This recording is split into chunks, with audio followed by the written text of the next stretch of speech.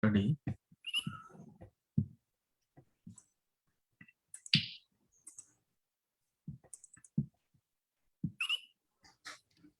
Looks like we are live, right? Let me just check. Yeah, yes, it is.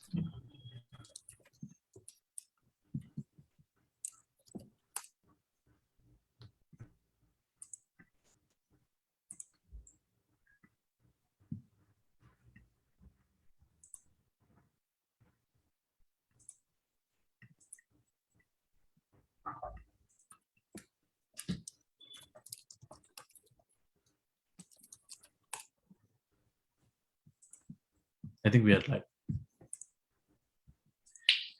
Hello, viewers. Welcome to another episode of Let's Talk Science. This episode is supported by Science for Society, Indian Humanists, and Babu Goganeni Humanists and Rationalists Arena. Today we have a very special guest with us in our probably the last episode in this season of Let's Talk Science series. Before going to our guest, let me introduce our co-panelist, Mr. Teja Begari, who has also joined us from Hyderabad. Welcome, Teja. Thank you, sir. Yeah, and our guest today is Professor Yashwant Gupta. He's an Indian astrophysicist and a member of International Astronomical Union, and he is known for his research on pulsars, radio astronomy instrumentation, etc. He's currently a distinguished professor and center director at NCRA, National Center for Radio Astrophysics, a part of TIFR. And his contributions were towards majorly towards conceptualization and commissioning of giant microwave radio telescope in Pune. And he is also awarded with Santis Swarup Bhatnagar Prize for Science and Technology, which is one of the highest Indian science awards for his contributions towards physical sciences in 2007. Welcome to our show, Yashwant Gupta. Thank you, and it's a pleasure to be here. A pleasure is all ours, sir. So to have you in our show today. So let's go into the show, and you can start by explaining what motivated you to take up, space science as a career, especially the astrophysics, and your experiences so far. Sure, thank you. And I think almost all of us, as we grow up from school days, get attracted to astronomy at some point or the other. I think astronomy is a field that finds general appeal to the public, especially to the youngsters while they are growing up, because it is one of the most intriguing aspects of human existence, to understand what is out there, and even furthermore, to understand, are we alone? And so, I was no exception. I was attracted to astronomy during my school days, and I was lucky to have a very nice astronomy club in my school, which nurtured this interest. And I was also lucky to have my father support me in that interest by getting me my first set of lenses to try and make my own telescope. And so from there, that interest was kept alive, although I went on to do a degree in electrical engineering from IIT Kanpur, where again, there was a very good astronomy club, so I could keep the interest alive. And when it came to making a choice after completing my engineering degree as to what I would like to do, I realized that there is a branch of astronomy called radio astronomy, which combines the best of knowledge in electronics, electrical engineering, and technology with the love for astrophysics. And so that is the direction I chose. And I took up for my PhD topic in radio astronomy, which was at the University of California, but which was part of the electrical engineering department. So that is interesting. And so that allowed me to grow my interest in astrophysics, try and do research in some core areas of astrophysics, while applying learnings from electronics to make better instruments for radio astronomy. So that, in its a nutshell, how my journey as an astronomer has evolved. Thank you, sir. Definitely, that's an interesting insight.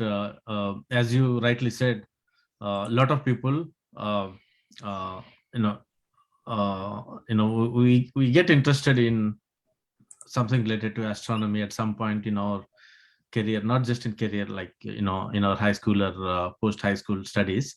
But not many will get right opportunities to, at least as I know in India, to venture into taking up astronomy, not just as a hobby, but as a full-time career as well. Um, uh, but what do you think? Like, are there enough opportunities in India, or what are the best approaches one should take up to, if they want to have a, career in astronomy, some field of astronomy in India? So it is true that opportunities in India are not probably as plentiful, and I would say probably not as well known and understood as in other countries. But certainly the things have become much better from the time when I was in school and college. There is certainly much more opportunity in the country, many more branches of astronomy, many more places where you can do astronomy, many more facilities being built in the country, as well as the country being part of large international programs in astronomy and astrophysics. So definitely there is a growing scope and a growing opportunity in the country. And that is something that all the youngsters should keep in mind. Often, I know that this does happen, that youngsters come and ask, I'm interested in astronomy, but I don't know where are the opportunities. I don't know how to move forward. And I think they should not feel shy or worried about this anymore. There is a lot of scope today. Now, in what way is that scope available? So there are two different ways of getting into a branch like, a field like astronomy and astrophysics. One is via the traditional method, that is, if you say, well, astronomy or astrophysics is a part of physics primarily, so you must have that background. That means you do a BSc, MSc in physics or some related subject, and then you can prepare yourself for a career in astrophysics. So which is the traditional way, and definitely that is open. And like I said, there are many institutions in the country where now, after an MSc in physics, you can join for a career in astrophysics, PhD and further. There is the other track, which is a little bit similar to the way I got in, which is that if you are interested in technology, in engineering, and you have a degree in engineering, but you have a reasonably good grasp of physics, then there is a very good opportunity to develop into astronomy and astrophysics, because a lot of technology is used in modern day astronomy and astrophysics.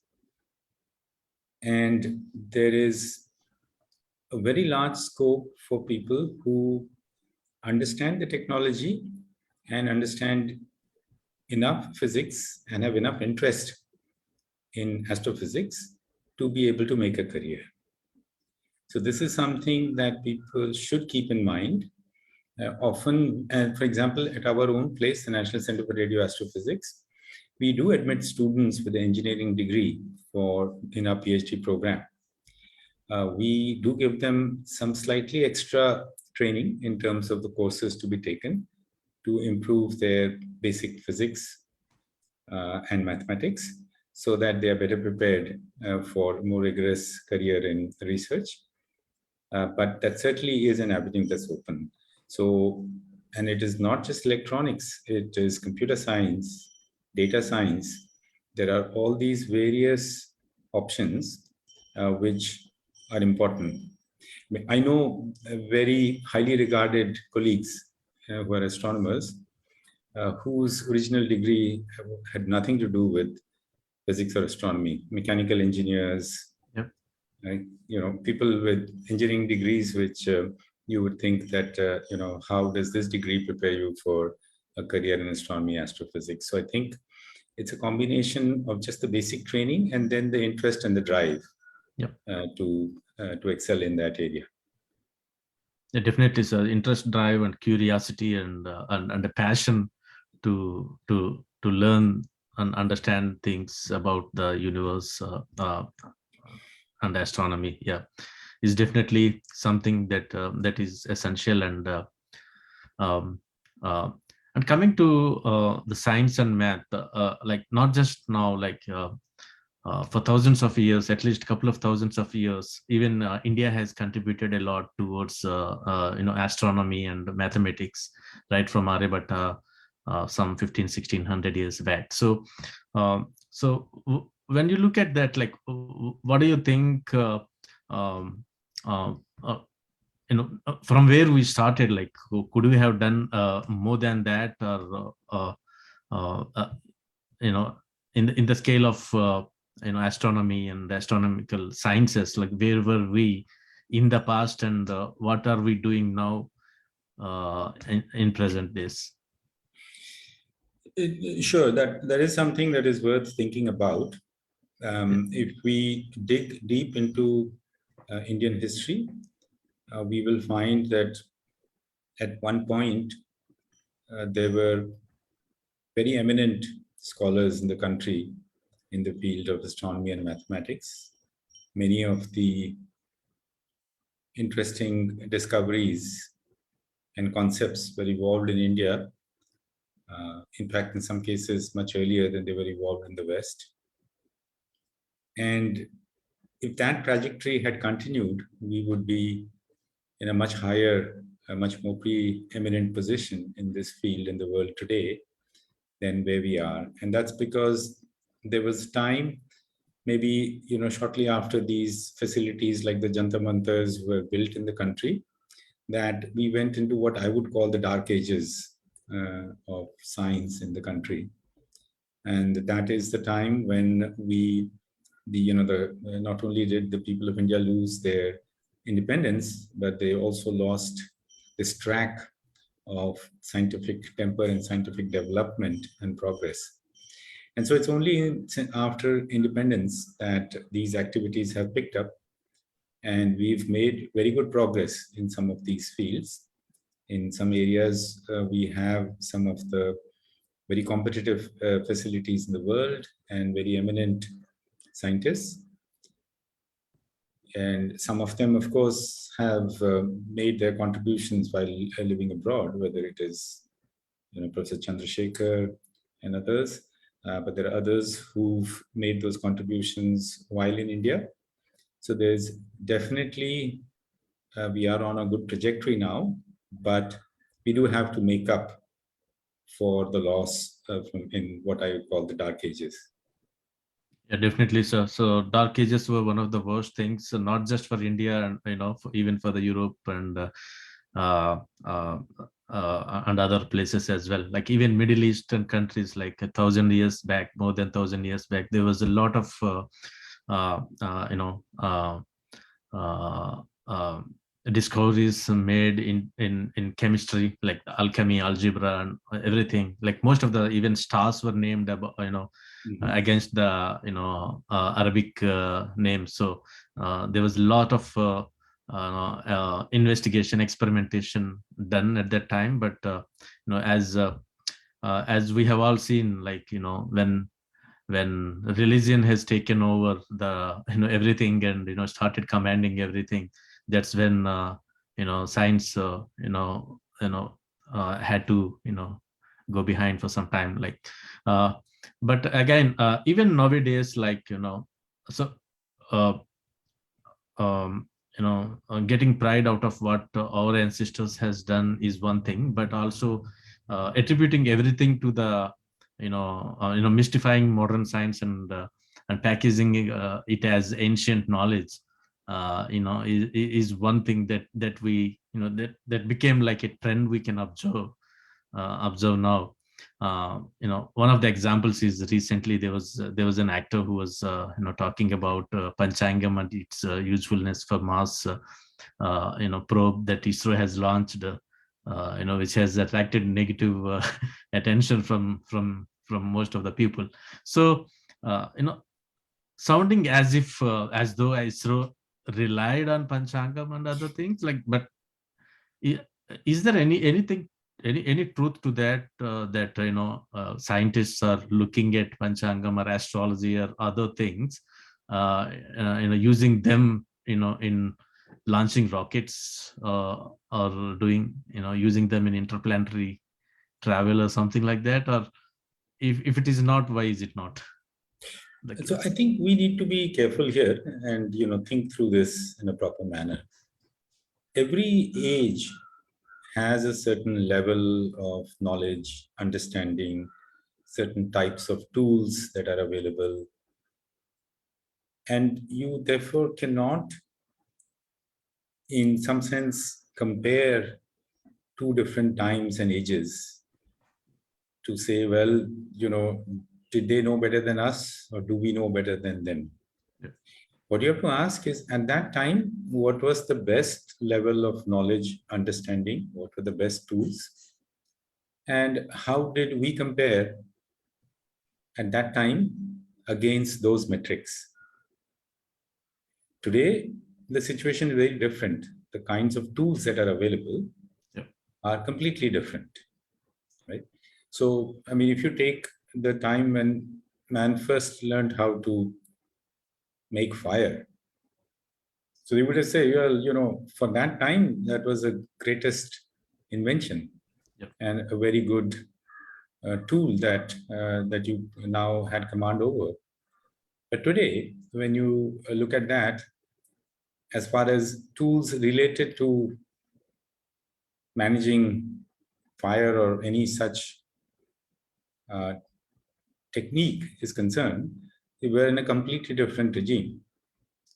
So you cannot really make that comparison. What you can do is to draw inspiration from that there was a time when people in our land were making some of the best discoveries, had the best knowledge of that time, and were able to develop the best tools. And therefore, we should be able to do a similar thing today in the contemporary milieu. That is, what is the current state of the art? What is the current understanding? What are the best tools? Can we be doing some of the best things that are possible today?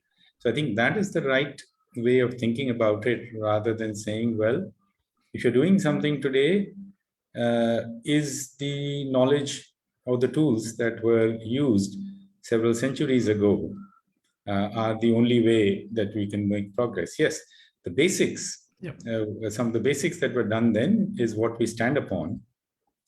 But at some point, one has to go with what is the contemporary scenario and what is required, what is current, and how do we become the best in the current scenario.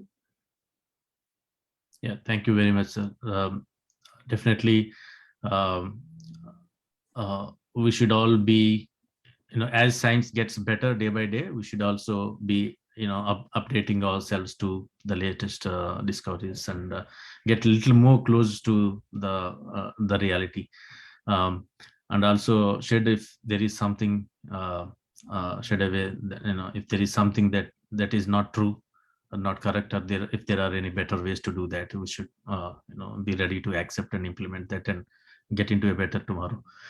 One more interesting question I have, at least for me, occasionally when I read media and other scientific journals, or even in the general media, there will be news saying that some Chinese telescope or some NASA or some other organization has observed some radio transmissions coming from a distant part of galaxy, some galaxy, and they are studying. And it's not just part of SETI, Search for Extraterrestrial Intelligence, the main project, but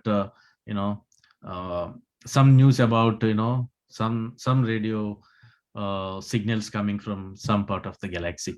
So that will be very interesting to know, because we still have one of the biggest questions unanswered yet. Are we alone? So what is the importance of looking for radio transmissions in the search for extraterrestrial intelligence, and why are we looking for radio transmissions?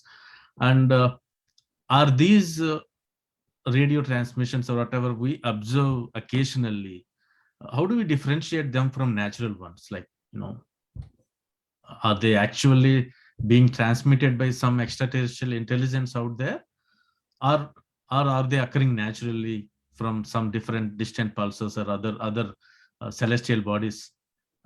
So first, I'd like to just say one general comment.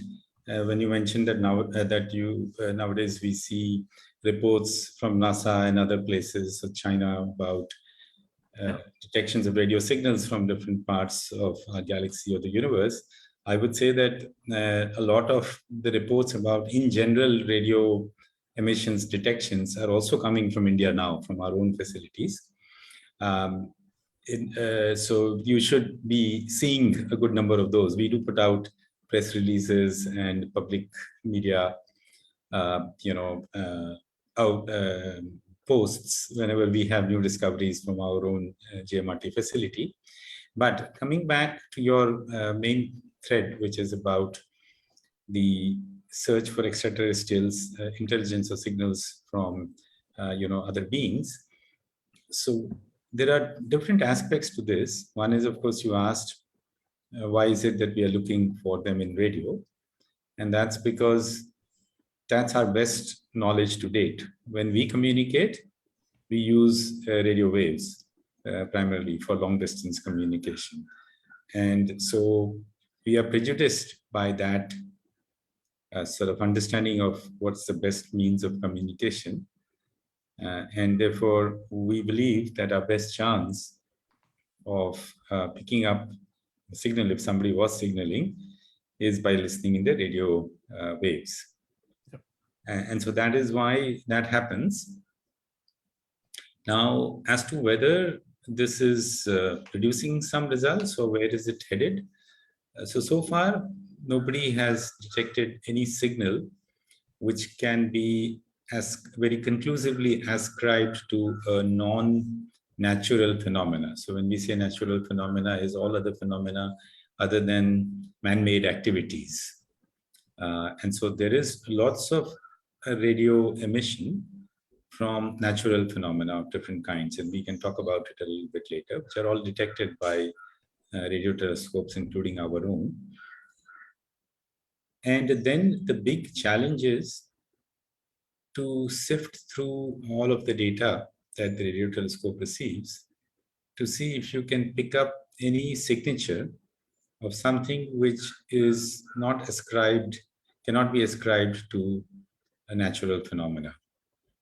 And that itself is a difficult question, because you don't know what you are to expect in terms of a signal coming from any so-called intelligent extraterrestrial being. It's a bit like, if you were listening and there were different people talking and they talk in their own languages, and you know only one language, then you really can't make out if something is being spoken, because to you it is just some noise. It doesn't make sense to you because you don't understand what's being said, although you are receiving the sound waves. So in the same way, we don't quite know what to look for. And so what people look for are transitions in the detected radio signal, which would not fit the pattern of any natural phenomena. And that is not an easy task. And it's compounded by the fact that you don't know really where to look, in the sense that where could be the possible sources of such emission. So there are, of course, expectations. And now that a good number of extrasolar planets have been discovered, there are ways to target that and say, okay, maybe we should try looking in the direction of that particular star because it has a good number of extrasolar planets known. Some of them may be close to something that could harbor life as we know it, and so on. But as you can see, this is it's a bit like a needle in a haystack kind of a problem, in the sense that it's something very tiny and obscure and difficult to find that you're looking for in a large the number of radio signals that we get when we look at the signal from a radio telescope is very large, and you have to do a lot of searching. And then finally, you don't know what it looks like. So you don't know what the needle looks like. So you don't know what you're looking for. And so it is one of the most interesting challenges, but it is also one of the ones that is very, something that is very emotional. It draws a lot of attention. People want to know this.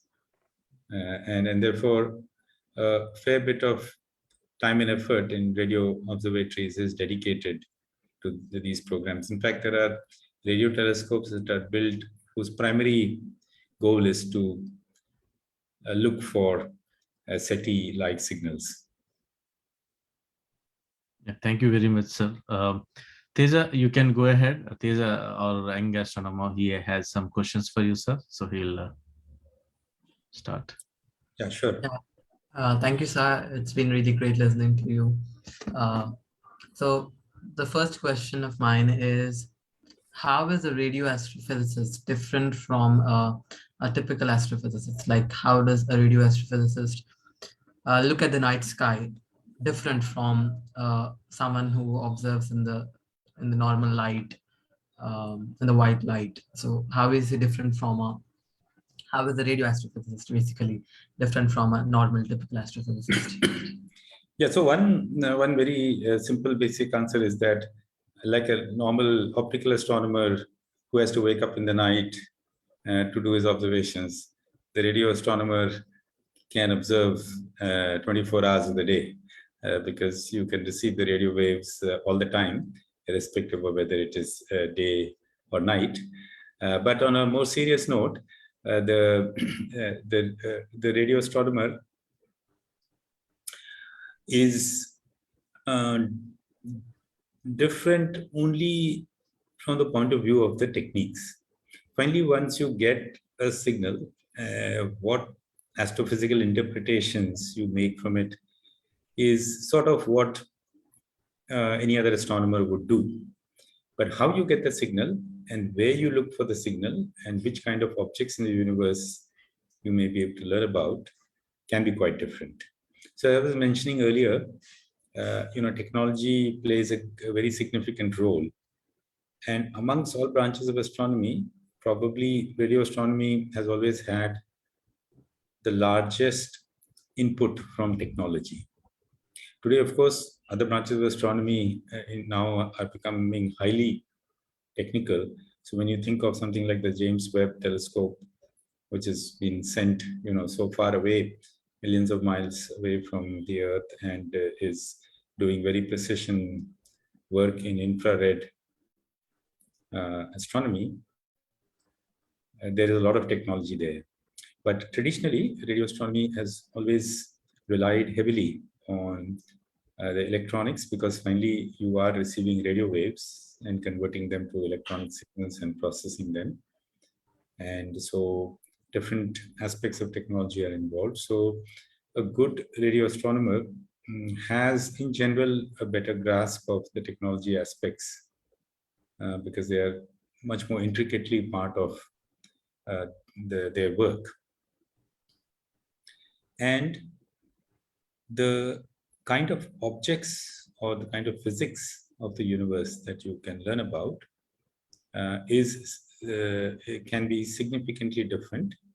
In some cases, complementary to what you learn from the other wave bands, but in some cases, quite exclusive in the sense that only radio astronomy can reveal knowledge about that object, because that object does not emit in any other part of the electromagnetic spectrum.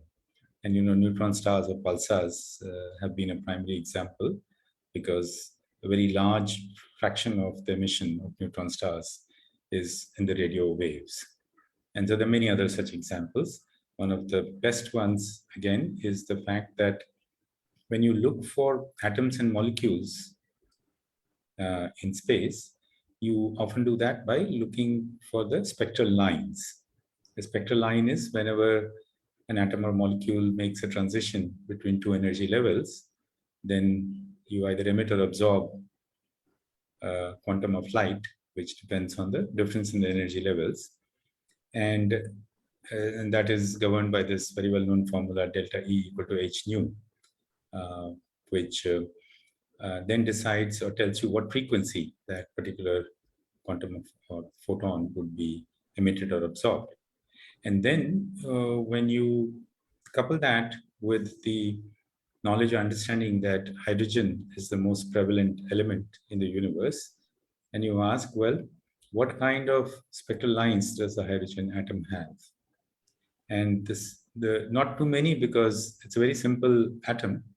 And therefore, unlike a bigger atom with many more energy levels, or a complex molecule which will have hundreds of different energy levels, there are not too many levels between which that atom can make a transition. So the simplest transition that the hydrogen atom makes is in the state when the proton and the electron have spins aligned and misaligned. And that difference in energy falls in the radio band as far as the photon that is emitted or absorbed is concerned.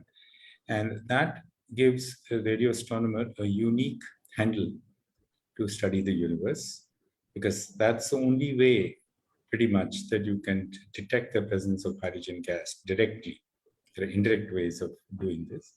And since hydrogen is present as the most prevalent species in the universe, all the way from our own galaxy to the very distant galaxies to the very early universe, it allows you to probe the universe in a much more direct way than many other branches of astronomy allow. So there are certain things which the radio astronomer has exclusive privilege. But then for that, the astronomer has to be able to have a reasonable understanding of the techniques and how to process the data and how to analyze it and how to make sense of it. So it is true that there are few objects in the universe that only radio telescopes can see and not optical telescopes. So their discoveries only, as such, radio telescopes can only see and not the optical telescopes, right? Yes. So as I was saying, there are certainly a few, and as I mentioned briefly, one of them is what we call neutron stars. And neutron stars are, as the name suggests, stars which are made up primarily of neutrons. So as you know, all matter is made up of atoms and molecules, and atoms and molecules have structure where there is a nucleus with protons and neutrons in it, and then the cloud of electrons around it. If you look at any atom, that's the basic structure. And a bulk of the mass of the atom is in the nucleus, but the bulk of the space occupied by the atom is because of the cloud of electrons that is around the atom. Now, if you take matter, which is normal matter, atoms and molecules, and apply pressure and compress it, then you can break the atoms. You can have protons and electrons combine, or neutrons, and you can then condense the matter to nuclear density. That means you imagine that the piece of matter is made up only of nuclei, that is the space that was being occupied by the cloud of electrons is gone, and the mass is all now concentrated. So so this happens in extreme situations where the pressure of gravity forces the core of what was earlier a regular star to collapse and become a neutron star. And so these are very exotic objects. They contain as much mass as our sun, which is huge in terms of mass, but compressed into a sphere of about 10 to 15 kilometers in radius. So you could have a neutron star occupying as much space as the city of Pune, for example, and but having as much matter as the sun has. And then these are objects which therefore have very strong gravitational fields because of this property. They also very strong magnetic fields, much, much stronger than anything that we know. And in addition to that, they are spinning quite rapidly. As you know, the Earth goes around once in 24 hours. But these neutron stars, they go around once in a second or even faster. The fastest ones are known to go around once in about 1.7 milliseconds or so. So now you can imagine that if you were on the surface of a neutron star, what you would experience if you survive reaching there. But now for a combination of reasons, the neutron stars emit very strong radio beams from the polar region. So, the magnetic field has a dipole-like structure, just like the Earth's magnetic field has a predominantly dipolar structure. And from the two poles, north and south poles of the dipole, there are these strong radio beams are emitted. And as the neutron star rotates, every time it rotates, as the beam crosses our line of sight, we see a pulse of radio emission, like a lighthouse. So we imagine the fixed beam, and the beam is being rotated. And so the rotation axis is not aligned to the magnetic axis. And so whenever that sweeps across a line of sight, like a lighthouse, you see a flash of radio emission. Now, these objects can be studied primarily only in radio waves. It's just that the physics of the interaction is such that they emit radio waves, and they were discovered in the radio. Their existence, that such objects can exist, was postulated theoretically, now almost 90 years ago, by astronomers Suki and Bade, who first said that matter could be condensed into such state and such stars could exist as the end stage of evolution of very massive normal stars.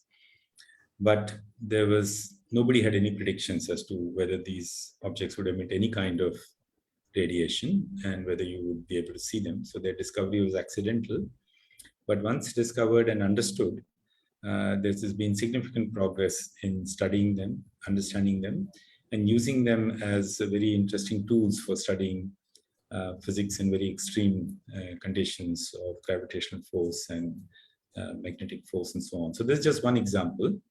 The other one that I mentioned a short while ago is the spectral line from neutral hydrogen, which makes it possible to detect neutral hydrogen gas clouds at different phases of the universe. And what makes that interesting is that, as you all would be knowing, that it was shown quite some time back that the universe has this property that is expanding, and that the different objects in the universe, like galaxies, for example, are moving away from each other, and that this speed of expansion is higher as you go further away from us. So that is Hubble's law, that Hubble had shown this. And if you couple this with one more fact, that what is called Doppler effect, I think we all would have studied the Doppler effect, that if there is a frequency being emitted by an object which is moving with respect to us, then the frequency that we detect is changed, right? So, and this is something we learn when we, in the simple example of the whistle of a train, the train is moving away from us, the pitch of that sound changes, and in one manner, and if it's coming towards us, it changes in another manner. What that means is that the frequency of that spectral line, which if the hydrogen atom is at rest, that frequency would lie at 1420 megahertz, which is 21 centimeters wavelength, which is right in the middle of the radio spectrum. That frequency changes. So if the hydrogen gas is located in a galaxy which is receding from our Milky Way galaxy at some high speed, then this frequency shifts to lower frequencies because of the Doppler effect. That is the frequency as received by us. So once you combine this fact with the fact that almost every object in the universe, no matter what distance it is from us, has neutral hydrogen, and that if the neutral hydrogen is in sufficient quantity, then the signal, which is the emission of the spectral line, can be detected by us, and that this spectral line will be detected at different frequencies, depending on how far away that object is from us. Then it gives you a way to separate out neutral hydrogen emission coming from nearby objects, to further away objects, to even further away objects. So what this does then is to allow us to trace the history of the universe in time, because further away the object is, the emission that is coming from it originated much earlier, and therefore you are seeing the object not as it is today, but as it was, say, several million light years ago, and therefore you're actually looking at the universe at an earlier stage of its evolution.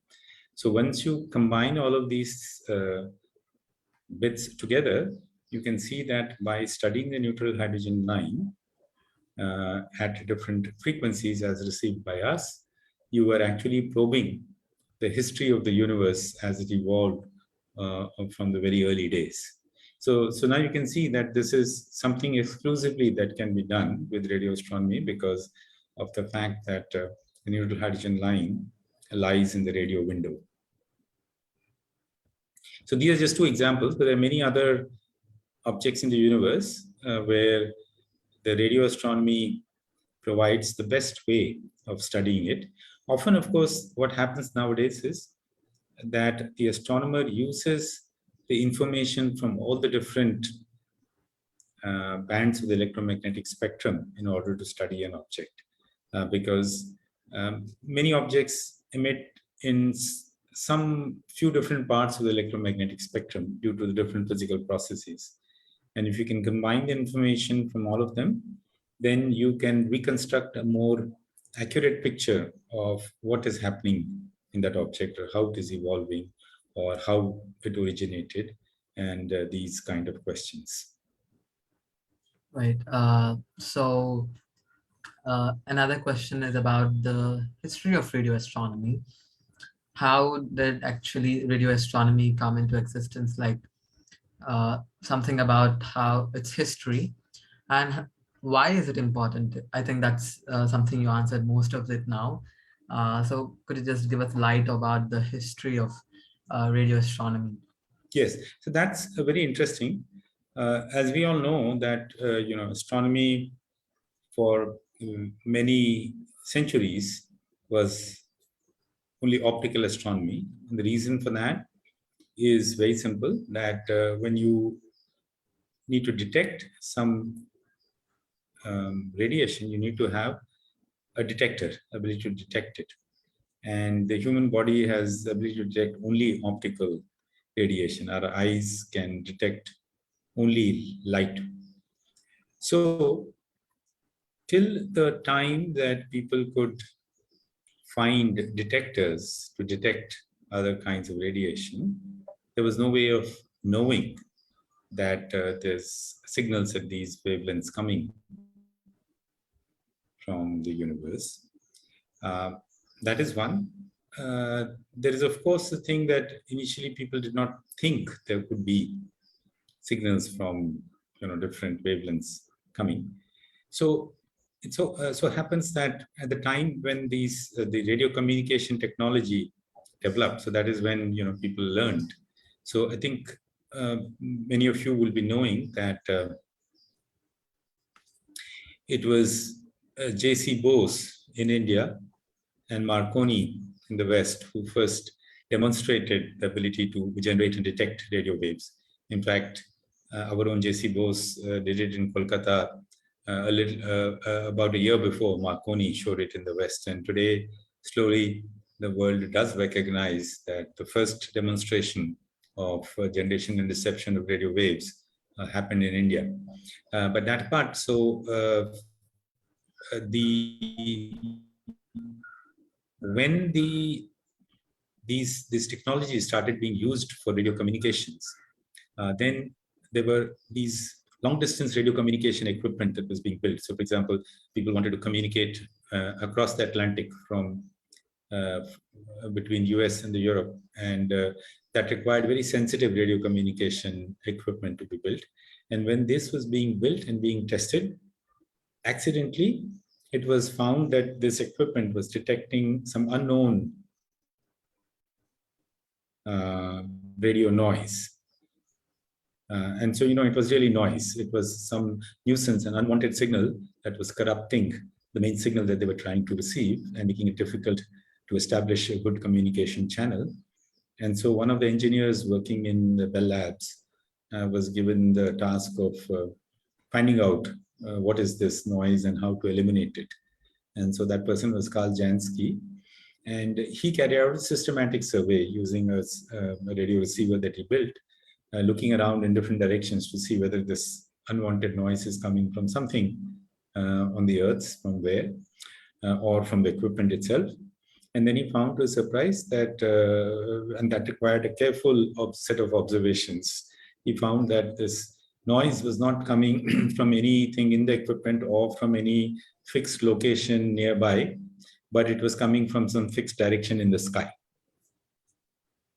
And so then it was realized that, look, it is something out there that is the radio signals that we are receiving from. And then, of course, it was realized that, okay, this is a signal coming from some celestial object. So it turned out that it was coming from the direction of the center of our Milky Way galaxy, which is one of the strongest sources of radio emission. And you would have seen that recently, this Sagittarius A star, which was in the news a few weeks ago with the second black hole image to be made, or the shadow of a black hole, as they call it. And so it is that object, but it was seen at much lower frequencies than what this shadow of the black hole experiment shows. So it's emitting over that whole range of radio frequencies. It was detected at very low radio frequencies. And that is how radio astronomy started. So that is when astronomers realized that there is another window to the universe other than optical, and that we have the technology, we have the detectors now available to detect such signals. And that's how radio telescopes started being built.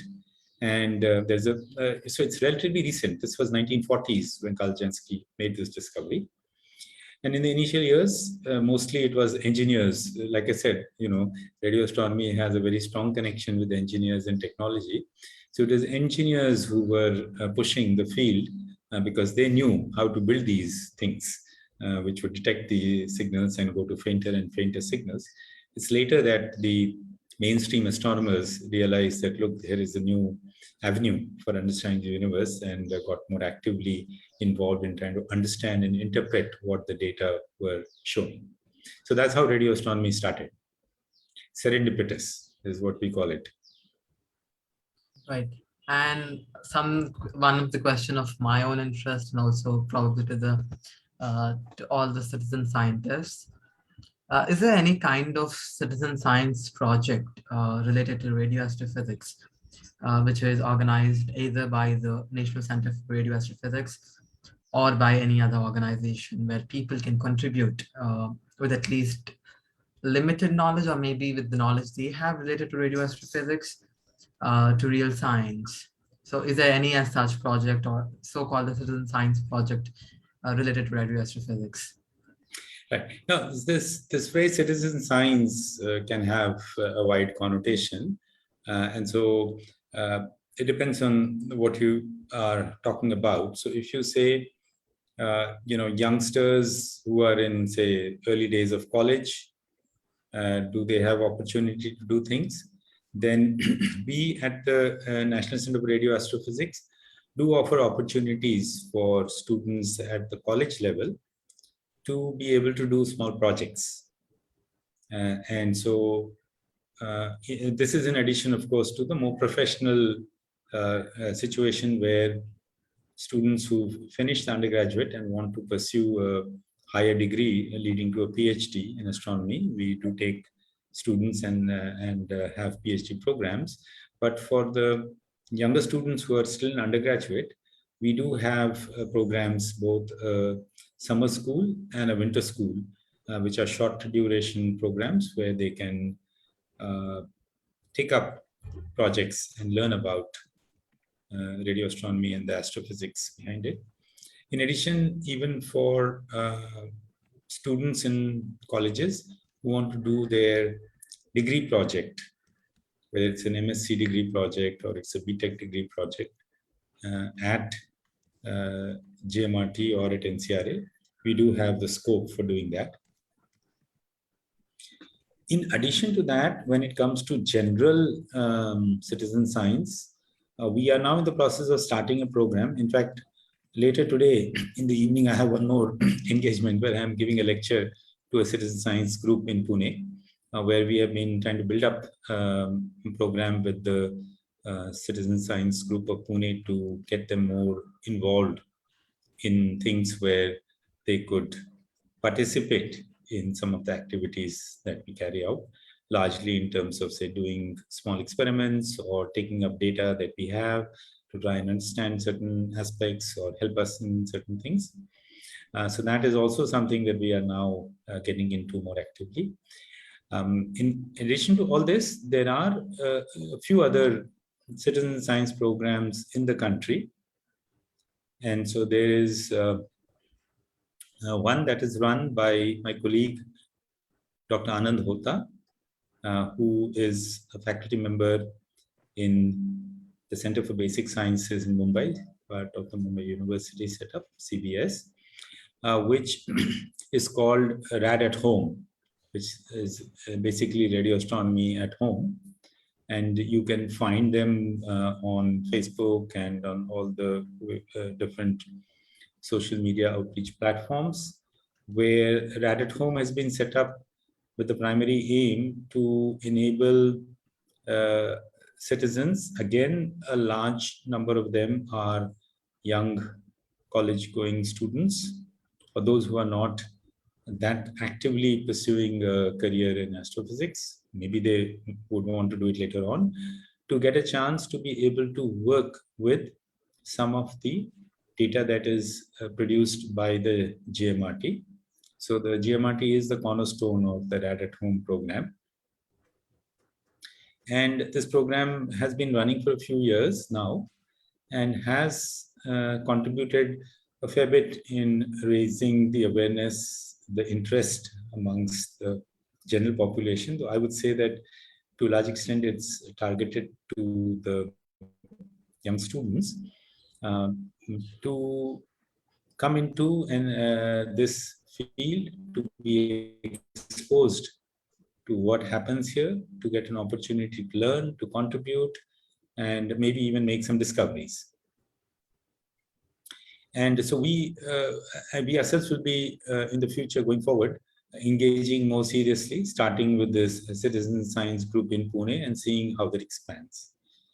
In addition to that, we do have an outreach activities at GMRT, which allows the general population to learn about what we are doing. It's not the same thing as citizen science in the sense that they're not getting involved in what we do. So we have, as you know, that there is a National Science Day that is celebrated all over the country on 28th February. We do that, and at the GMRT, we have one of the largest Science Day festivals in the country. In fact, we done it for 2 days because of the strong demand that we have. And that brings in children from schools, high schools, from colleges. It now brings in research institutes that want to showcase what they are doing. It also brings in various other interested parties. and it is held at the GMRT. So you can see in the background pictures of the GMRT, and in the open space between the antennas, we set up, and then we have students, schools coming and setting up their stalls, showcasing the science projects that they have done. We have the colleges coming and showcasing that, and we also run competition where the best projects on display by the different schools and colleges are evaluated. And of course, a good part of this is where we showcase what we do. So our scientists and engineers set up stalls, give lectures, talk to people, explain what is astronomy, what is radio astronomy, what do we do, how does GMRT work, and so on. And that again, generates a lot of interest in the general population, and we get a lot of follow-up where people come back, they want to learn more, and some of them then are interested in taking it up as a career. Others are just interested in seeing what they can do to help GMRT. So I will not call that an active citizen science program, but it is an avenue to promote the awareness of what we do in the general public. Right. So I actually am in my freshman year of college. So I think I might show up some interest related to the rad at home or to summer schools by the Yes. National Center for Radio. So if for all people like you who are just in the early stages of the college, you should first try the winter school. The winter school is a shorter program, an initial introduction. And so it just fits in within your winter break, 3 weeks or so. And that gives you an initial exposure, even including some hands-on things that you can do, small practical experiments. And that would then put you in a situation where you say, well, do I find this interesting that I want to come back for a longer summer school, which is meant for slightly more senior students. Right. Sure, sir. I will definitely work upon that. And there is this another direct question of how exactly do the radio telescopes work? Yes. Okay, that's a good question. So you should start with your satellite dish receiver.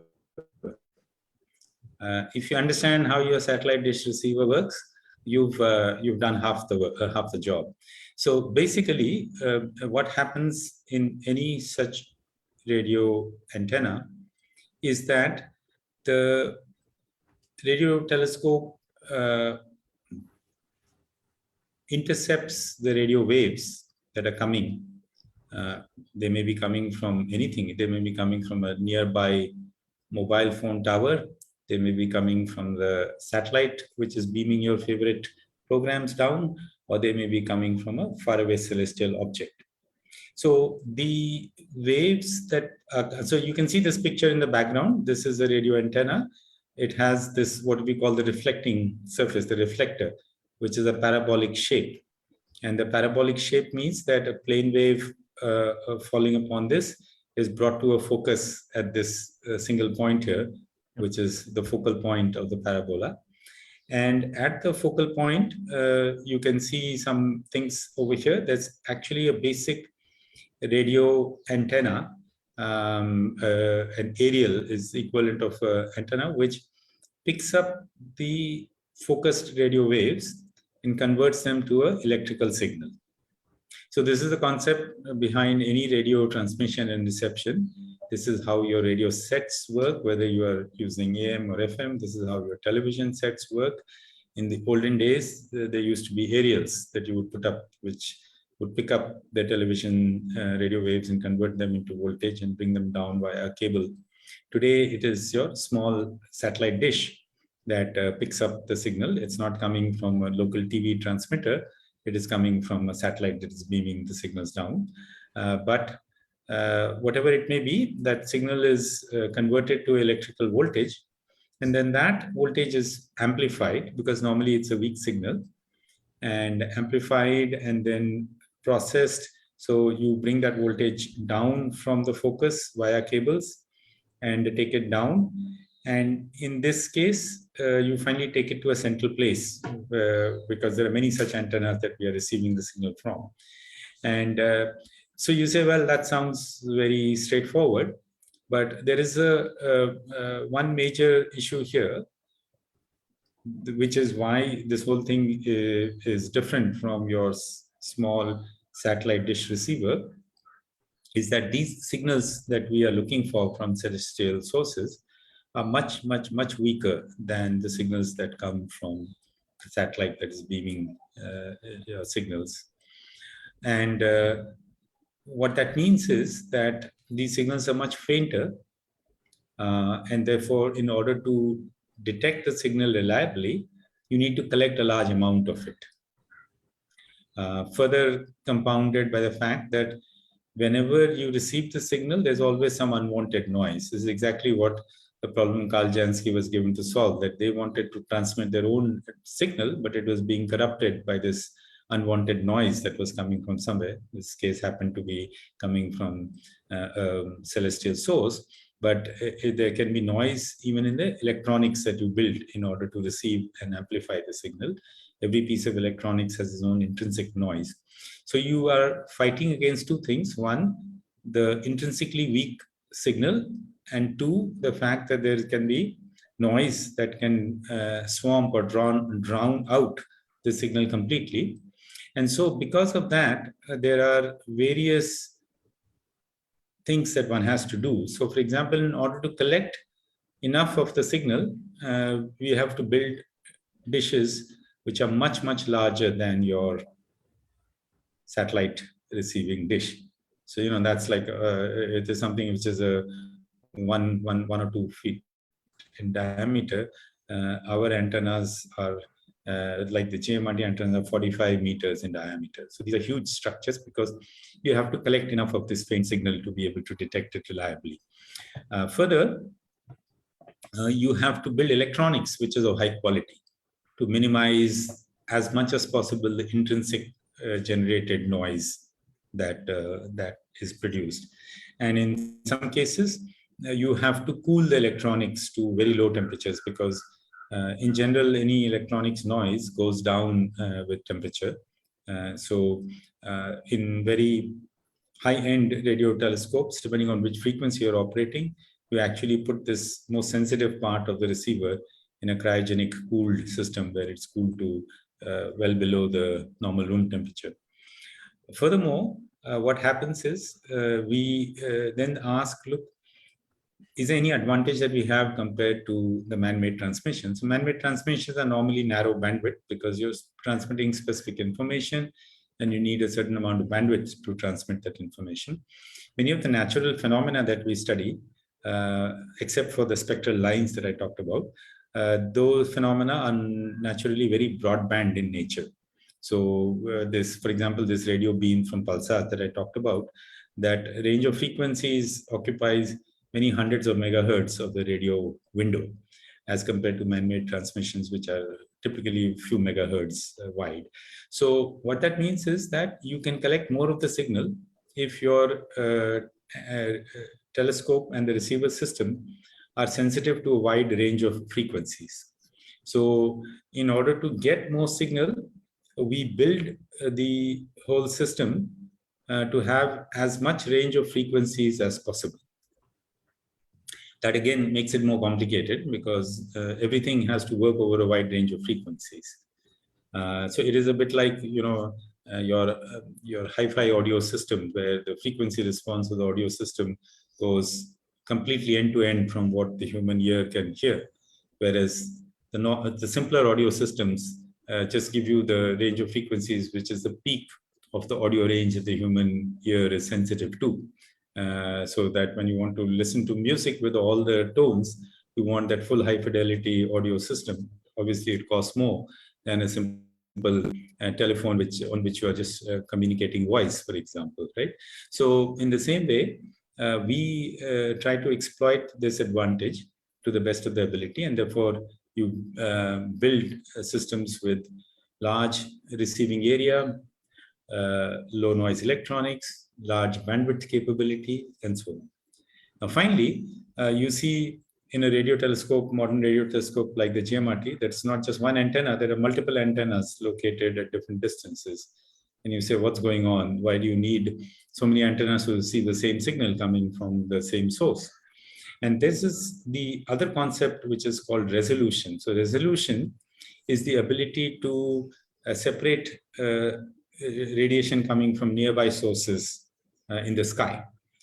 So if you have two, say, stars transmitting towards us, and they're nearby in the sky, then the telescope needs to be able to separate them out and say, look, this is radiation from this star and this is radiation from the other star. That's called resolution. The resolution of any telescope depends on the size of the aperture and on the wavelength. And so in optical telescopes, because the wavelength is much, much smaller than the radio wavelengths, you get a very high resolution. That is, small angular separations you can separate out. But in radio, because we are operating at a much larger wavelength, so this is now how the electromagnetic spectrum is, your resolution, even for a 45-meter size antenna, is very poor. So in order to get better resolution, you would like to build an antenna which is, say, several kilometers in size to get similar resolution as an optical telescope. And then you say, well, it's not practical to build an antenna which is kilometers in size. You can't make a dish that large and steer it and point to different objects in the sky. So then there was a technique that was invented, which is a near equivalent of that, which is that instead of building an antenna which is covering several kilometers in diameter, you build many smaller antennas and put them in an area which is several kilometers in size. And then if you do proper combination of the signals picked up by each of the antennas, then you can recover the resolution, which corresponds to an antenna whose size is several kilometers.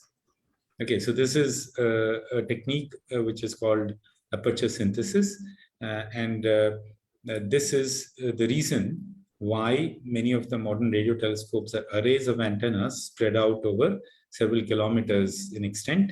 The complexity then is that the signals from all of them have to be brought together to a common place, and a certain amount of signal processing based on some algorithms has to be carried out. And then only can you recover and make an image of the object or the direction of the sky that the antennas were looking at, and achieve a resolution which is much, much higher than the resolution that is capable from a single antenna.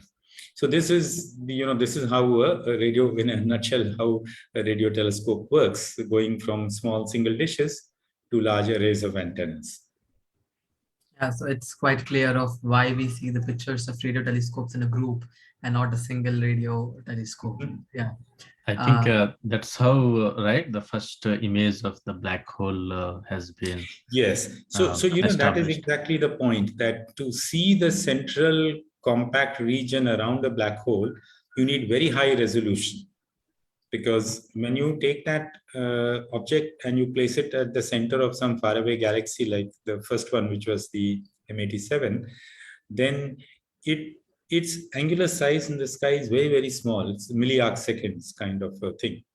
Now, in order to get that resolution, to be able to separate and see that detail, you need antennas which are separated very far apart, not just few kilometers, it's thousands of kilometers. So that experiment used antennas located on different continents. Yep. Okay, yep. But all pointing to the same direction and taking data. And then you record the data and you ship it, or you transmit it over optical fibers, bring it to a common place where you do the joint analysis and then make the image. That is called, very long baseline interferometry. Whereas what we do with the observatory like GMRT is real-time interferometry, that the data from all the antennas is immediately brought in real time to the common location, and the combining of the signals happens. But yes, that technique is the same, and the aim is to get even higher and higher resolution, which is also one of the reasons why it is done at a highest possible frequency in the radio window, where you expect the emission to be coming, because that is the shortest wavelength. So given a certain separation of the antennas, the shorter wavelength you can go to, the better resolution you will get. Also, sir, there's a question from the audience. Mr. Samasivara Mutyala asks, how does infrared astronomy work? So in principle, infrared astronomy works in a manner very similar to optical astronomy, which is that instead of visible light wavelengths, you are collecting photons at a slightly lower frequency, which is just below the red end of the spectrum. That's why it's called infrared. Again, the same issue comes that what is the technology that is needed? So fine, you have to have a reflecting surface that focuses the radiation to the common point, just like it happens in an optical telescope or in a radio telescope. But then, you need to have the right detector, which can detect the infrared waves, process them. But otherwise, it is very similar to optical telescopes, again, in concept. And that's why when you look at the James Webb telescope pictures, it looks like, a receiving surface with a focus but then again, the details and the intricacies lie in the technology for detecting the signal. And so again, that needs very low temperature cooled receiver to be able to get the best signal to noise for the infrared detection and so on. Right. Thank you, sir. And if Prasad sir has any other questions. Yeah. So one more question from another viewer is, I think you have already explained it to some extent, but if there is something more, you can add it, sir. The question is, so we hear a lot of, he's mentioning a sound, but we hear a lot of radio waves coming from all sorts of places, like from our satellites and even from our earth. And in fact, I think there is another example that in 1998 some astrophysicists in Australia, when from Parkes Observatory, so they have been detecting some mysterious bursts of radio waves, which later after many years found to be coming from the nearby microwave oven that they have been using. So there are all kinds of sources where the radio waves can be coming. Yeah. So how do you make sure that the radio waves that you are looking at, or how do you differentiate that they are coming from a celestial body versus some other source which is close to Earth, or in fact from the Earth or within the neighborhood? So that's actually a very good question. And I just want to, and it's best illustrated by the example that you quoted about what happened at the Parkes Radio Telescope. And let me just complete that story. Okay, that's a very interesting story. So there were these very mysterious bursts that were being detected. And today they are called fast radio bursts. And so these are bursts of radio emission which last for milliseconds, and then they are gone. And first time when they were detected at Parkes, it was not clear what kind of astrophysical source could really produce such a short and intense burst.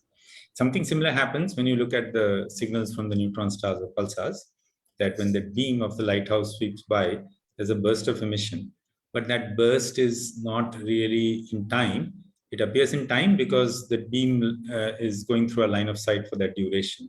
But even within that time duration, if you look at the signal in much more detail, you can see that there is some burst of emission. But what was happening here is that you were seeing only one burst and then nothing. And then some other time, when the antenna is pointing in some other direction, another burst and so on. And so there was a lot of speculation.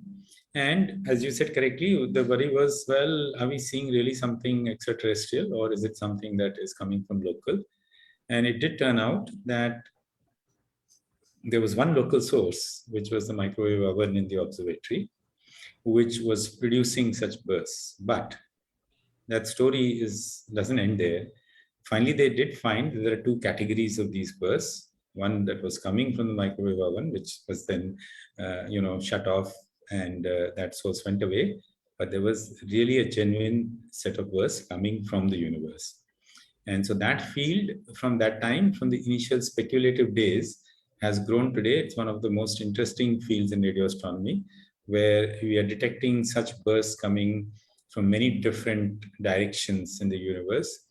They're thought to be several hundred such bursts that you can see in a day, but we are limited by our ability to see them from different directions at any given point of time. But even today now, some 300 to 400 such burst sources are known and growing every day over the last 10 years of study. And it's very interesting as to what kind of astrophysical objects can produce such bursts. And so there's a long story over there, but I won't get into that. I'll come back to your question about how do you make this distinction. So there are 2 or 3 different things. One is what Carl Jansky did. So when you see a signal, you ask, well, where was my telescope pointing? And you say, well, if it was pointing there and it was coming from there, then next day, if I go back and point in the same direction, then I should see that signal. If I keep my antenna pointed there, but as the sky goes by, as the Earth rotates, and if I still see that signal, then it has to be of terrestrial origin. So that's one way, which is the directionality, that it has to be seen by the telescope when pointing in the same direction. It can't be that it is seen when telescope is pointing in some other direction also. Unless you say, well, there is something which is all over the universe, and therefore I'm seeing it. So that is one. The other is the nature of the signal. So, like I said, man-made signals have some distinctive characteristics. One, they're usually much more narrowband than the typical astrophysical signals. So when you look at their spectrum, you will see that it occupies some narrow part of the spectrum.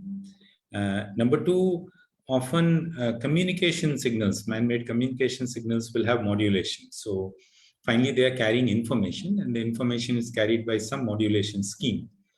So when we talk, when our voice intensity varies, or the wavelengths in our voice, that modulates the carrier that is being used to transmit that signal. And so you can see that they will fluctuate in a manner which is very different from natural sources.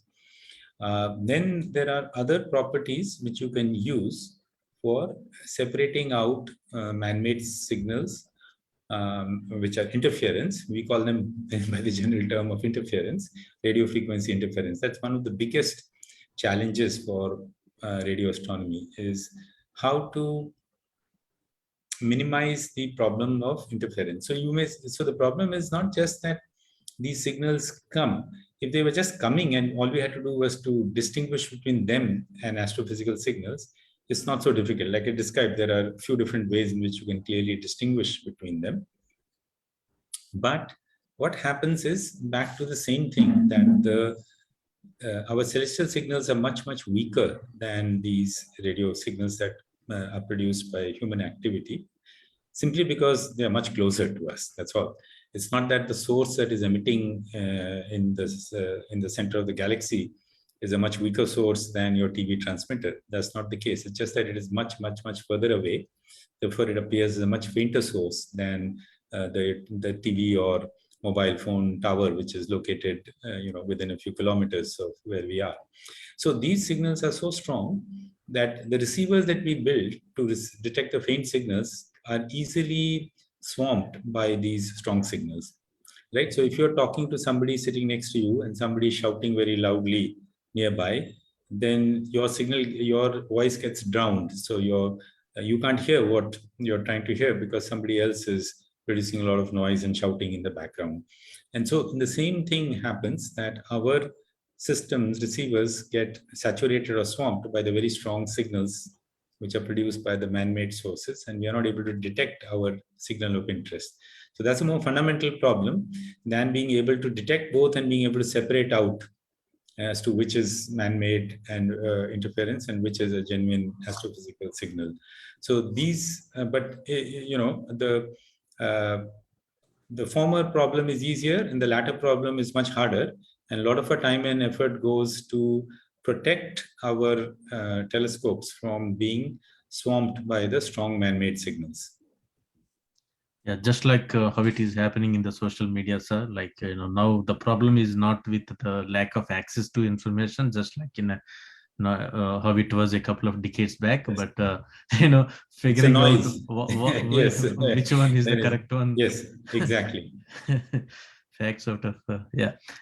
So it's amazing to know, like the kind of technology advancement that has happened over years. Like when we say multiple different similar radio receivers or the antennas, not just within a vicinity, but across different continents, and all of them pointing to one single source in the galaxies, in the cosmos, over a period of time, extended period of time, because I'm sure they will be um, uh, um, factoring all these rotation of earth and everything into account, because every day, because if you want to pinpoint at one small location in the universe, because the earth is rotating and revolving around sun, so it keeps missing the same point, but they all have to factor in all these things. And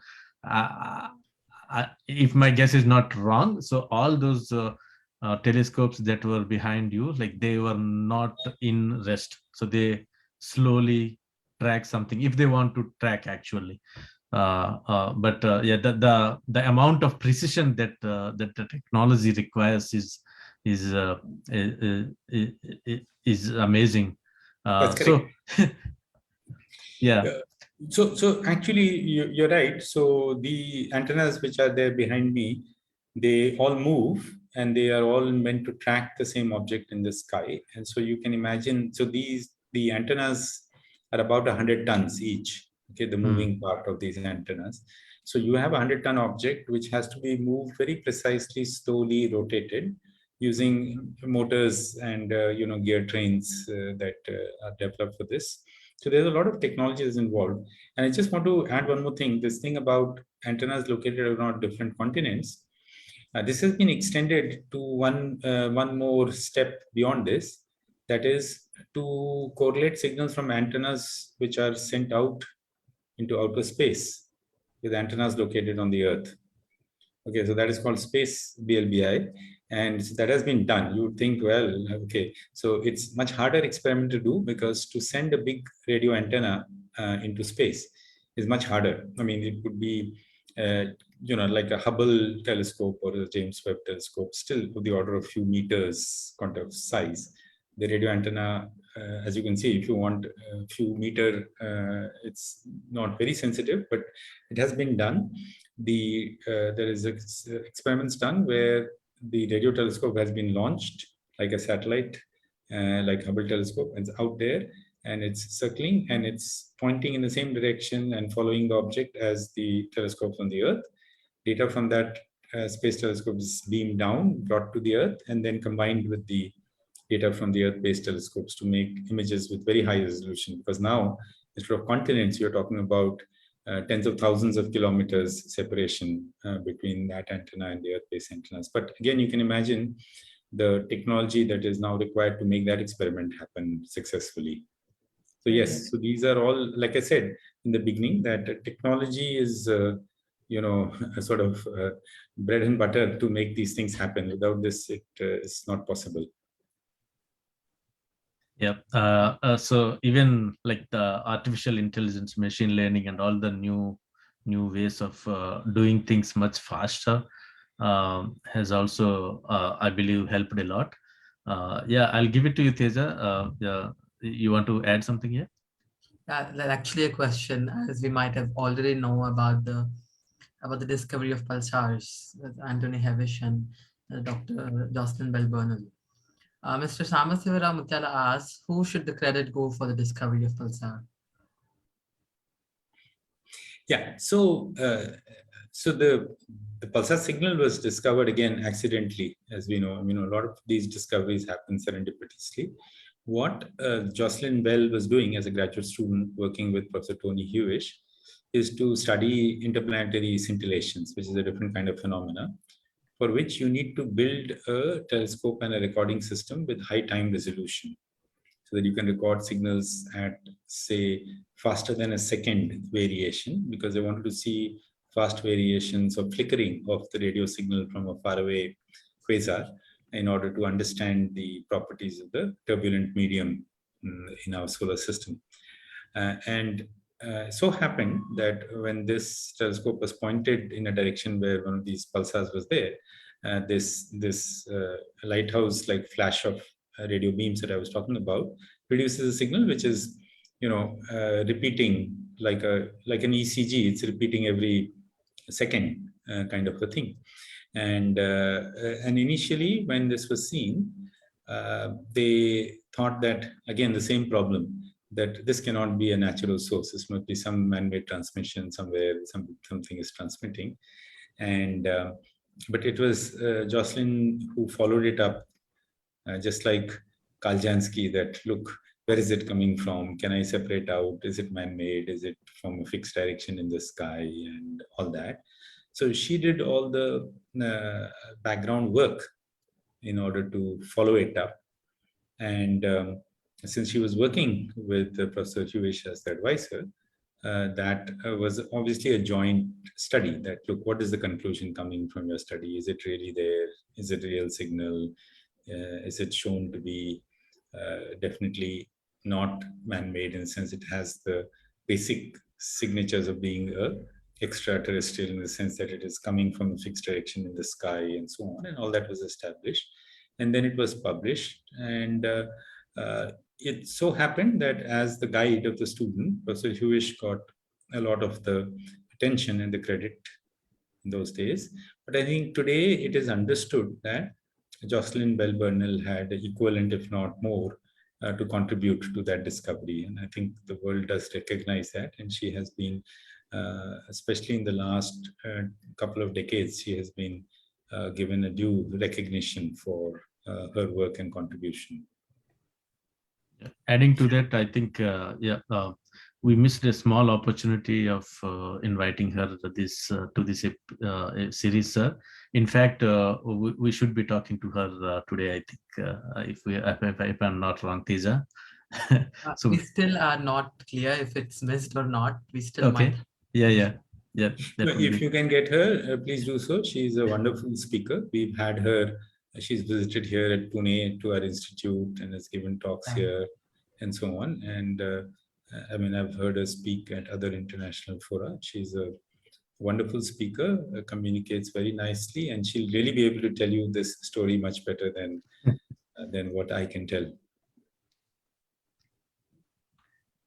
Yeah, and coming to the James Webb Telescope, I suppose that's also a radio-based telescope, if I'm not wrong. Sorry, which one? The James Webb Telescope. That's that we are all waiting for. The James Webb is primarily infrared.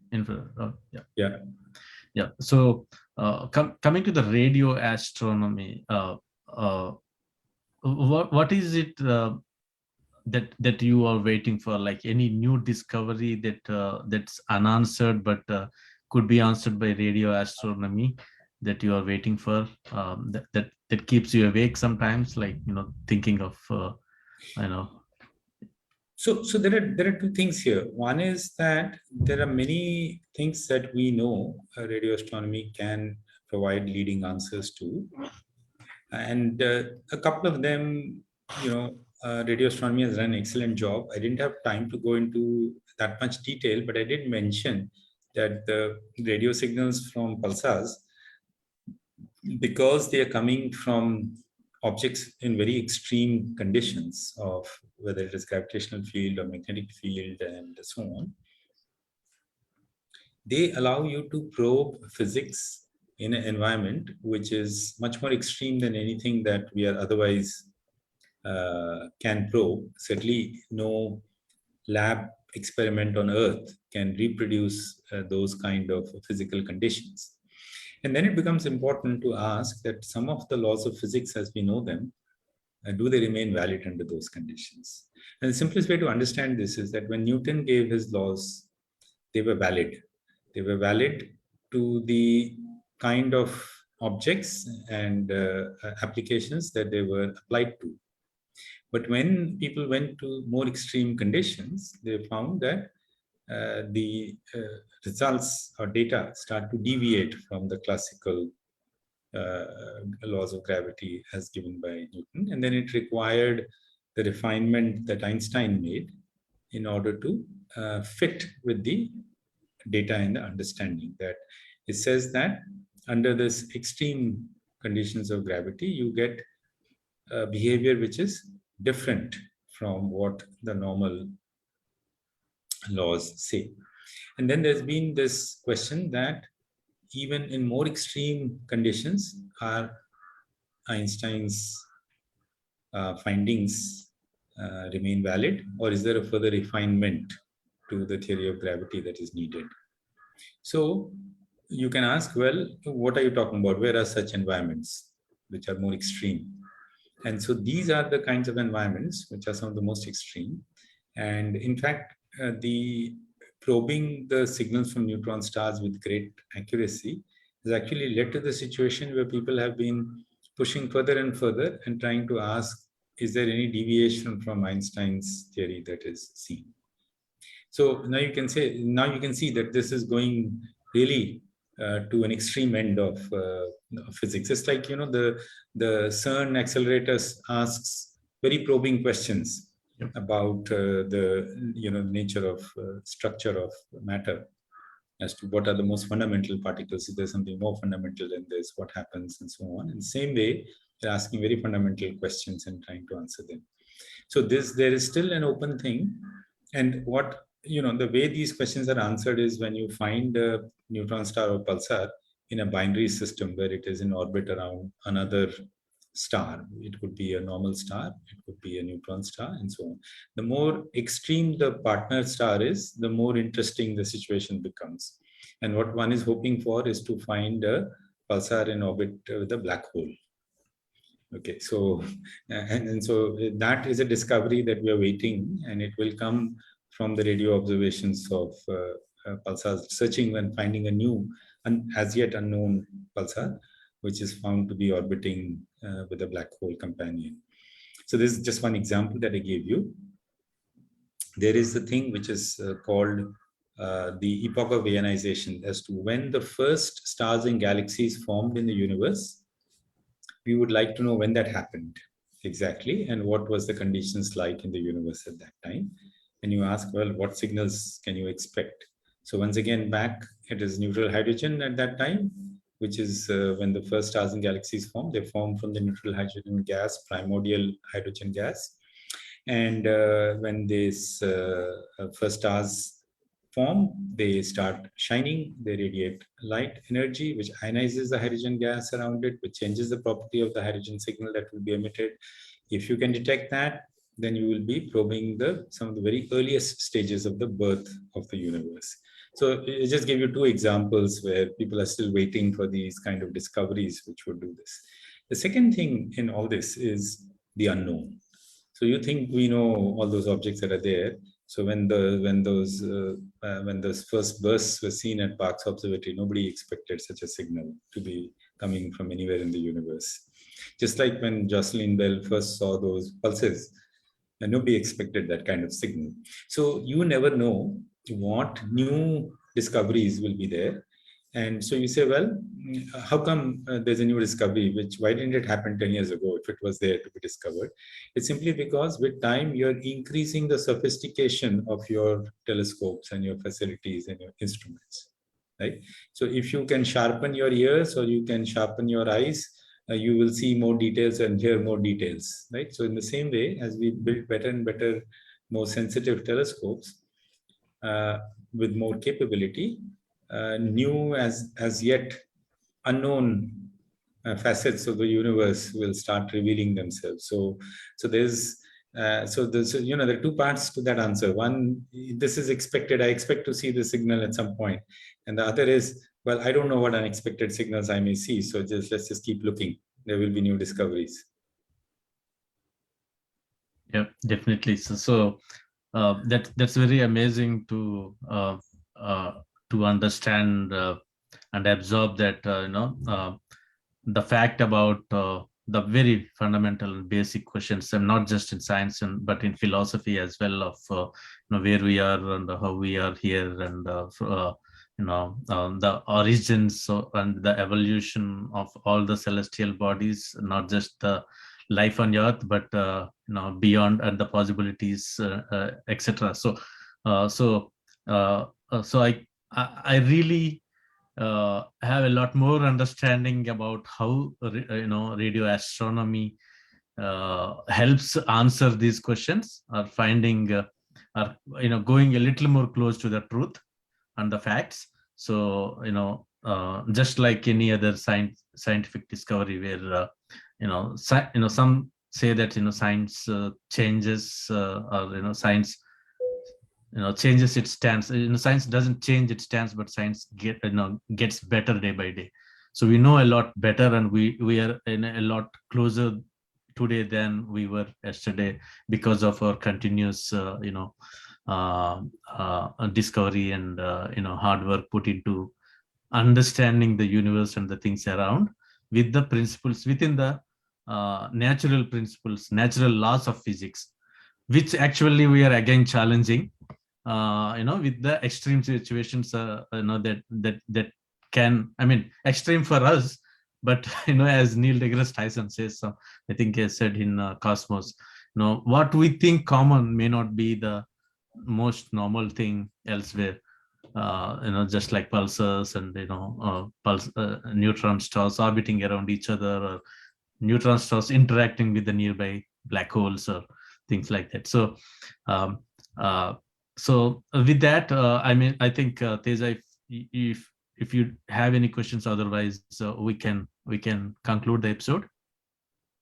Not really, sir. My all questions are really cleared, and thank you very much, sir, for this talk. Yeah. This talk. It was very informative. Thank you. Yeah, Thank you, sure. sir. Because it was a pleasure to join, and I hope that the rest of the audience got a good feel for some of these topics and aspects. Yeah, I already started getting some comments on the live video as well, saying that this is very informative, and thank you. So we thank you from all our audience, and all the technicians and the people behind this effort. So thank you, everyone. Thank you, the guests, the co-hosts, and the technical team, everyone from a busy group again. So we will meet soon in another season of Let's Talk Science, with more amazing guests from astronomy, not just astronomy, but science in general. Thank you very much, sir. Sure. Thank you. Thank you for organizing this. Thank you. And Thank you very much. yeah, viewers, if you want to join the movement to build a culture of science, which is the motto of Science for Society, please join, contact our Facebook page. Thank you. Thank you very much. Okay, then. Thank you. Bye-bye. Thank you. Thank you, sir.